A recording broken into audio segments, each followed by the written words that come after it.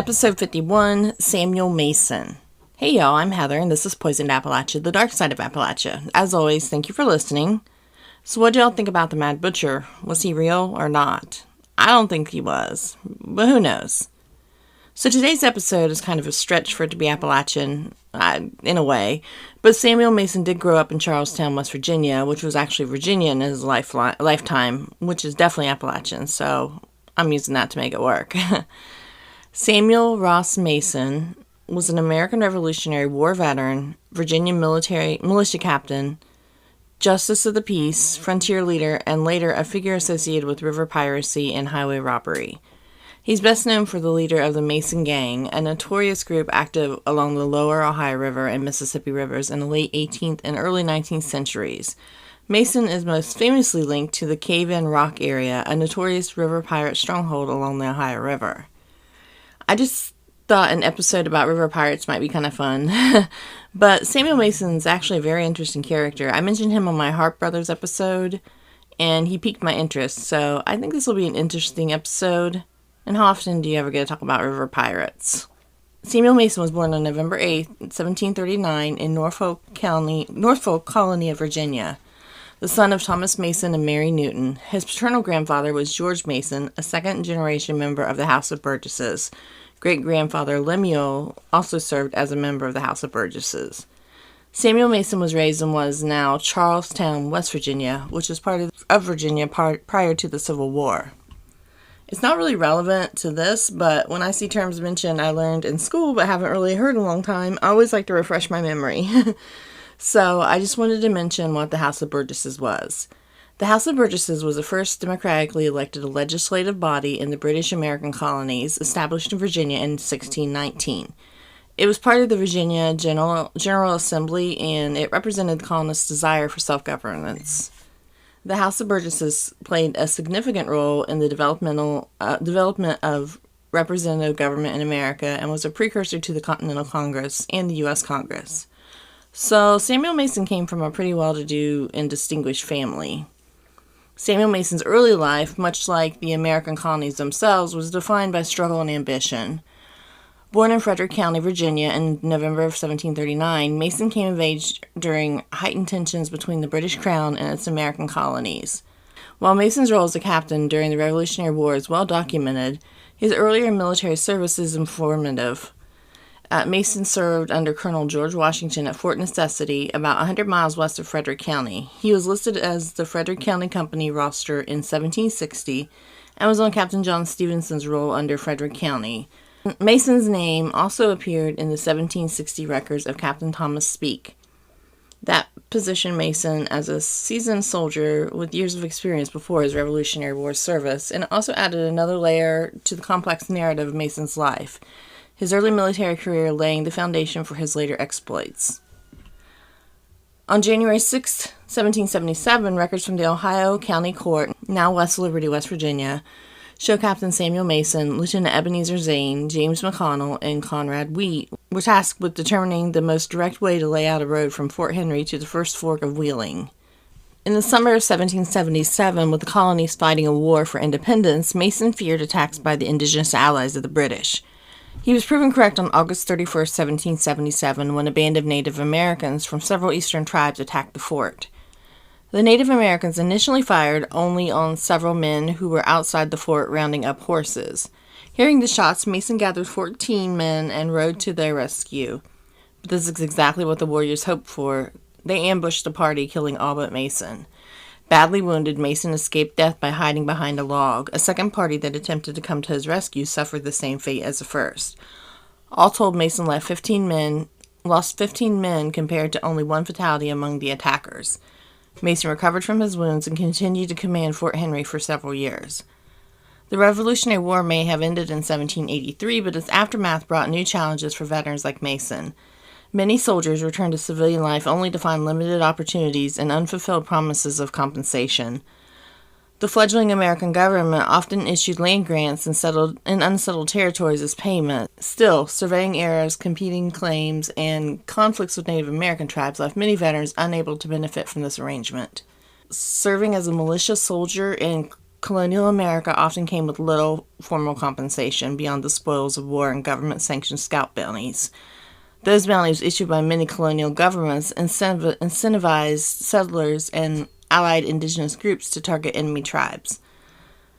This practice aimed not only to weaken rival tribes military and economically, but also to instill fear. Scalp bounties are a stark reminder of the violent realities that characterized European colonization in North America. Colonial governments institutionalized the practice by offering monetary rewards of 50 British pounds for the scalps of living males and 40 pounds for the scalps of deceased males. For perspective, the average annual salary of a teacher at the time was between 60 and 120 pounds, making scalp bounties a significant financial incentive. Mason held positions of respect within his community during the early 1780s. On July 15, 1781, he was elected as Justice of the Peace for Washington County, Pennsylvania, a role typically granted through local elections or state appointments. His Revolutionary War service, political connections, and regional reputation likely facilitated this selection. During that period, Justices of the Peace played crucial roles in local governance, maintaining order, adjudicating minor offenses such as petty theft and civil disputes. Their duties were wide-ranging, reflecting their importance in the legal and administrative systems of the time. Mason's judicial positions highlight a contrasting chapter in his life, suggesting a degree of community trust and respect before his descent into criminality. During this period, the frontier was a place of mounting social and political tension, as exemplified by events like the Whiskey Rebellion, which may have influenced Mason through the widespread discontent with federal taxes and central authority.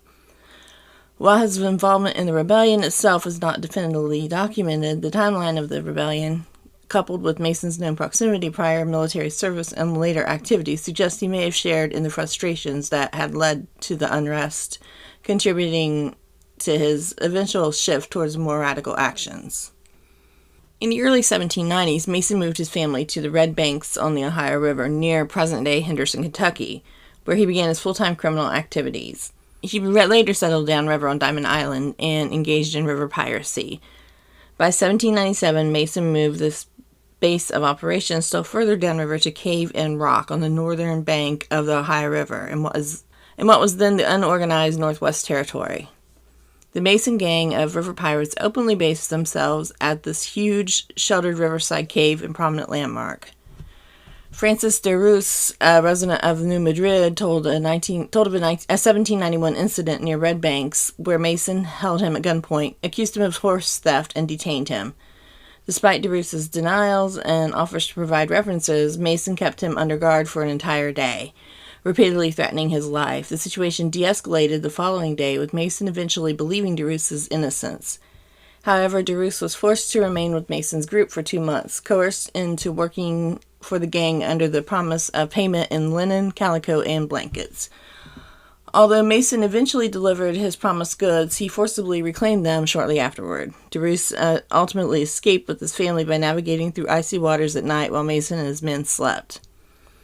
By 1797, he had become a pirate on the Mississippi River, preying on boatmen who moved valuable goods up and down the river. He also reportedly took to robbing travelers in Tennessee, Natchez Trace or Trail in Tennessee, often with the assistance of his 4 sons. Mason became a dominant figure along the Ohio River. 2 locations, Red Banks, Kentucky, and Cave in Rocks, Illinois, played pivotal roles in Mason's rise as a criminal mastermind. Red Banks, now Henderson, Kentucky, was a growing frontier settlement in the late 18th century. The area's strategic position made it a critical point for merchants transporting goods by flatboat. It was also an ideal staging ground for the counterfeiting operations of Mason and his gang. Further west along the Ohio River lies Cave in Rock, Illinois, a natural limestone cavern overlooking the river. Cave in Rock offered more than just a hiding place. Its commanding view of the river allowed Mason's gang to carefully monitor passing boats, choosing their targets. Mason converted the cave into a tavern with liquor supply. Mason's gang, which included his 2 sons and other recruits, employed ruthless and cunning tactics to carry out their river piracy. Mason's operation blended coercion, deception, and violence. Female consorts played a critical role in luring unsuspecting flatboat crews to shore. Some victims were drawn by staged distress signals, where a gang member posed as a stranded settler hailing passing boats. Others were enticed by the promise of entertainment and a break from the monotony of river travel. Once the crews were ashore, the women kept them occupied, often plying them with alcohol while Mason's gang inspected their cargo for valuables. Mason's crew also used deception to board boats under the guise of offering navigation assistance, only to run the vessels aground to facilitate theft. Afterwards, the stolen goods and boats are sold or deliberately sunk to erase evidence. If boatmen declined assistance, the gang pursued their targets, capturing them by force. The stolen goods are sold in nearby markets or transported further south to New Orleans, where they could be laundered into legitimate trade networks. While some victims were killed to ensure their silence, Mason often coerced the survivors into joining his gang, expanding his network of outlaws. He cultivated a reputation as a robber who killed only when necessary, though his actions reflected a calculated approach to terrorizing the rivers. Mason had a brief association with the first known serial killers in America, Micajah and Wiley Harp, which I did an episode on a couple months back, or weeks, I don't know, as well as Peter Alston and possibly John Duff, the counterfeiter. Mason and his gang stayed at Cave in Rock until the summer of 1799, when they were expelled by the Exterminators, a group of regulators under the leadership of Captain Young of Mercer County, Kentucky. Recognizing the need to maintain order, the Commonwealth of Kentucky appointed Captain John Dunn, another veteran of the Revolutionary War, as the Constable of Red Banks. By 1795, tensions between Mason and Constable Dunn escalated to violence. Mason had requested that Dunn sign some papers, but Dunn refused. A few days later, Mason and 4 of his men attacked Dunn, throwing his body over a fence and leaving him for dead. Dunn survived the assault, but continued to face threats from Mason's family and associates. In another incident, highlighting the violence of Mason's gang, they attacked and stole an enslaved female along with her 2 children from Hugh Knox, a resident of Red Banks, who later became a judge in Henderson County. Samuel Mason then moved his operations down the Mississippi River and settled his family into territory of Spanish Louisiana in present-day Missouri, and became a highwayman along the Natchez Trace in the Mississippi Territory in present-day Mississippi. It was on the Natchez Trace that Mason received his most infamous nickname. He would leave a message after each crime, often in blood of his murdered victims, proudly stating, "Done by Mason of the Woods." In April 1802, Mississippi Territorial Governor William C.C. Claiborne was informed that Mason and Wiley Harp had attempted to board the boat of a Colonel Joshua Baker between Yazoo and Walnut Hills. Despite efforts by local authorities to combat Mason's activities, the gang's familiarity with the region's territory and waterways allowed them to evade capture. Red Banks remained a critical part of Mason's network until increasing pressure from tax collectors forced him to seek refuge elsewhere. The Mississippi River, a critical artery of trade and transportation, was central to the economic aspirations of both the United States and its European neighbors. Following the war, the river became a contested zone between American settlers, Native American tribes, and Spanish authorities who controlled Louisiana. Their lack of clear jurisdiction made that region a haven for outlaws and opportunists.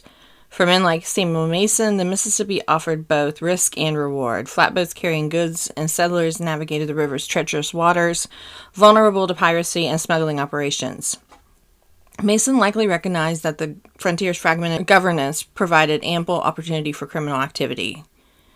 Mason's wartime skills, strategic thinking, resourcefulness, and familiarity with violence proved invaluable to his new career as a river pirate. The social and economic instability of the frontier provided fertile ground for Mason's transformation into a river pirate. However, his ability to leverage the region's chaos into an organized and profitable operation set him apart.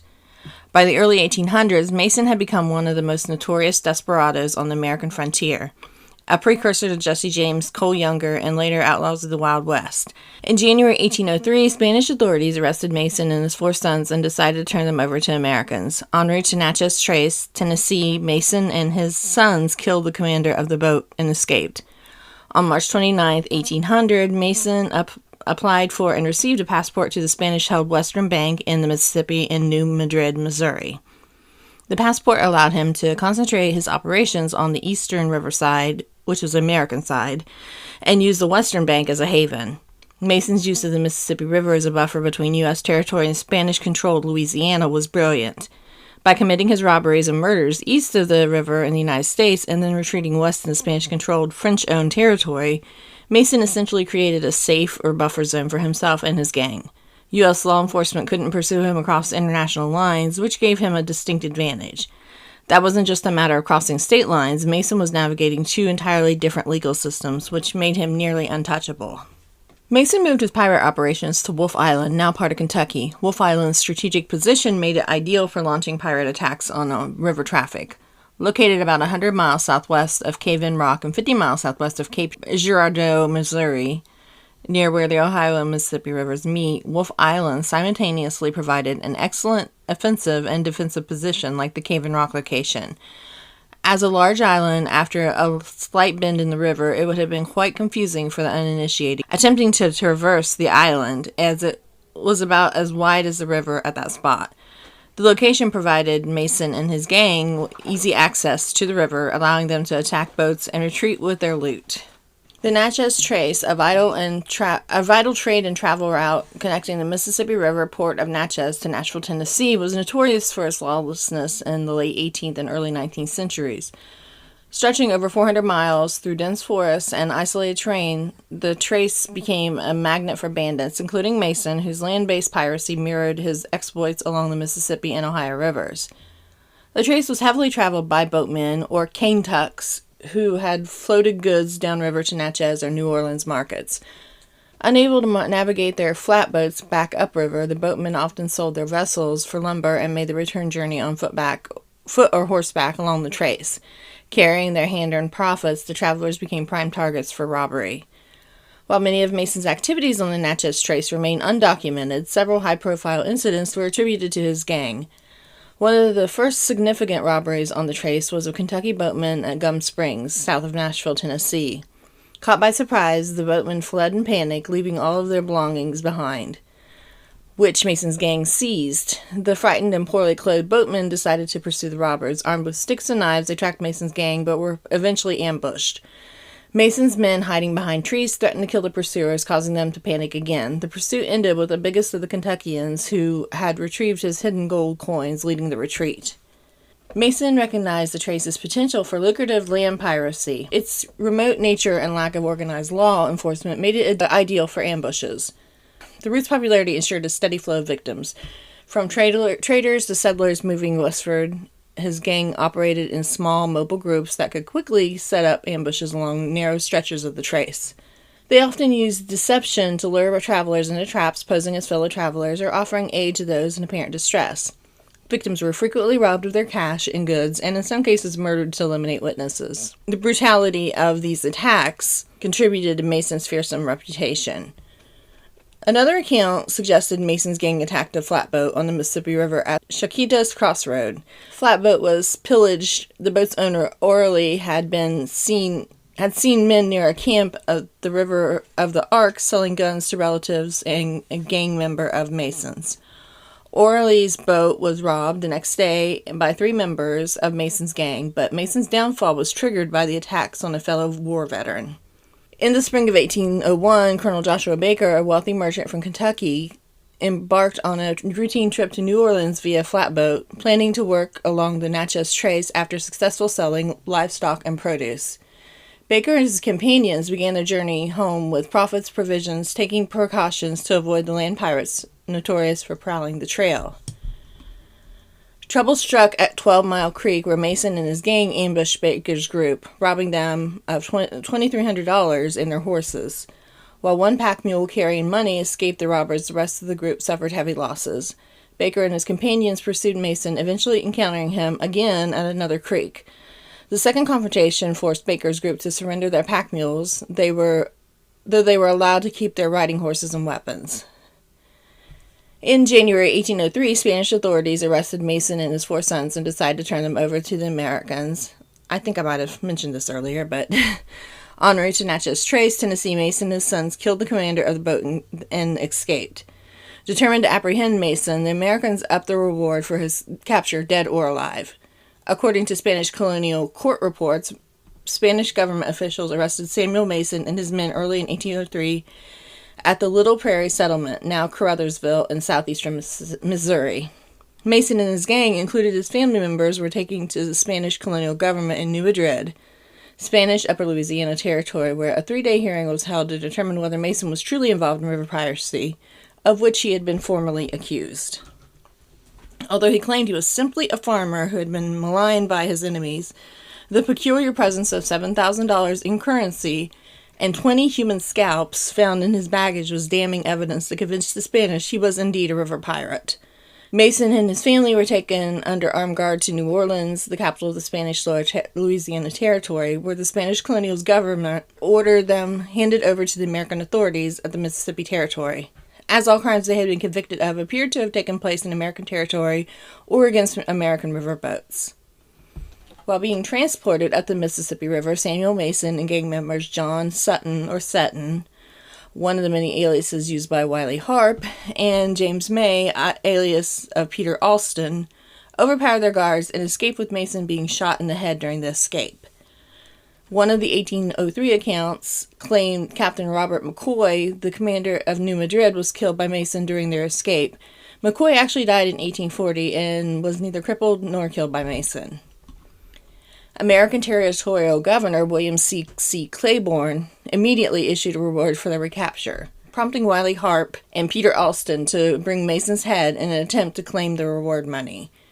Whether they killed Mason or whether he died from his wounds suffered in the escape attempt has never been established. Seton and May were recognized as and identified as one of criminals Wiley Harp and Peter Alston. They were arrested, tried in U.S. federal court, found guilty of piracy, and hanged in Old Greenville, Jefferson County, Mississippi Territory in early 1804. There were other accounts of the same time period of boats being robbed, but no one operated the same scale as Samuel Mason. The story got wide play in the newspapers at the time, building Cave-In Rock's reputation as a den of piracy.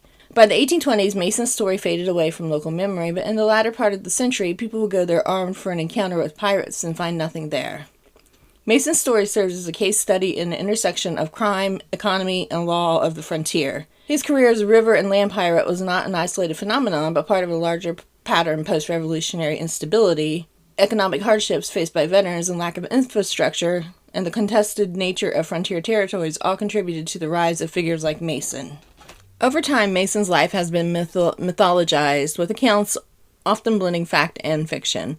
The dramatic nature of his crimes, coupled with his background as Revolutionary War veteran, made him a compelling figure for storytellers and historians alike. The narratives surrounding Mason frequently reflect border cultural themes of the American frontier. He is remembered not only as a criminal, but also as a symbol of individualism and defiance against authority, qualities often romanticized in the context of early American expansion. In folklore, Mason is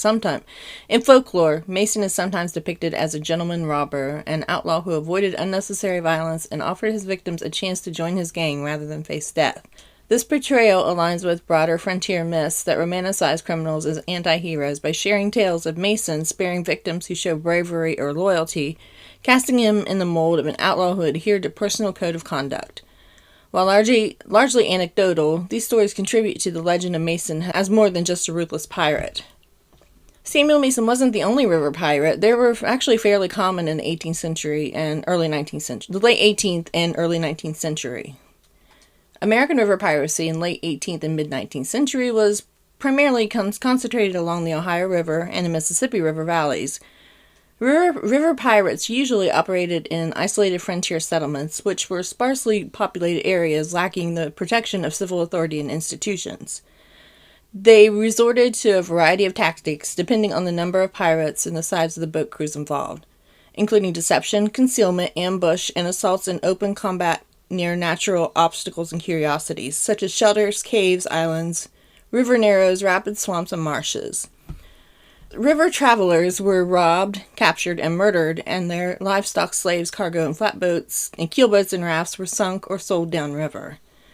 Toward the end of the Revolutionary War, after their escape from New Madrid's Spanish Upper Louisiana Territory, John Turner and the counterfeiter Philip Alston joined Chickasaw Indian leader James Logan Colbert and a roving band of Natchez refugees, Cumberland settlers, and Chickasaw, numbering around 600, made pirate attacks against Spanish shipping on the Mississippi River in 1781 and 1782.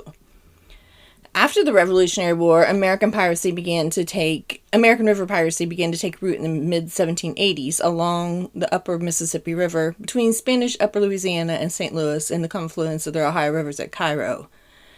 In 1803, at Tower Rock, the U.S. Army Dragoons, possibly from the Frontier Army Post up the river at Fort Kaskaskia, opposite St. Louis, raided and drove out the river pirates. Starting in the late 1790s, Stack Island became associated with river pirates and counterfeiters. In 1809, the last major river pirate activity on the upper Mississippi came to an abrupt end when a group of flatboatmen meeting the head of the 9 Mile Reach decided to make a raid on Stack Island and wipe out the river pirates. They attacked them at night, a battle ensued, and 2 of the boatmen and several outlaws were killed. The attackers captured 19 other men, a 15-year-old boy, and 2 women. The women and teenager were allowed to leave. The remaining outlaws are presumed to have been executed. From the late 1700s to early 1800s, on the Illinois side of the Ohio River, north of Cave in Rock, Jonathan Brown led a small gang of river pirates at Battery Rock. The lower Ohio River country was routinely patrolled by the U.S. Army, with troops garrisoned at Fort Massac as constabulary against Native Americans, colonial raiders from Spanish Louisiana, and river outlaws of the region. Between 1790 and 1820, the legendary Colonel Plug, also known as Colonel Pfluger, ran a gang of river pirates on the Ohio River in a cypress swamp near the mouth of the Cache River, below Cave in Rock and Fort Massac, and just above the confluence of the Ohio and Mississippi rivers. Plug's tactics were to sneak aboard personally or have one of his pirates secretly go into the hull of the boat and dig out the caulking between the floor planks, or drill holes with an auger, causing the boat to sink and to be easily attacked. The boat and the cargo would later be sold downriver. James Ford, a civic leader and businessman, secretly led a gang of river pirates and highwaymen from the 1820s to the mid-1830s on the Ohio River in Illinois and Kentucky. River piracy continued on the lower Mississippi River from the early 1800s to the 1840s. These pirates are mainly organized into large gangs similar to Samuel Mason's around Cave in Rock, or smaller gangs under the operation of John A. Murrell, which also existed from the 1820s to mid-1830s between Stack Island and Natchez, Mississippi.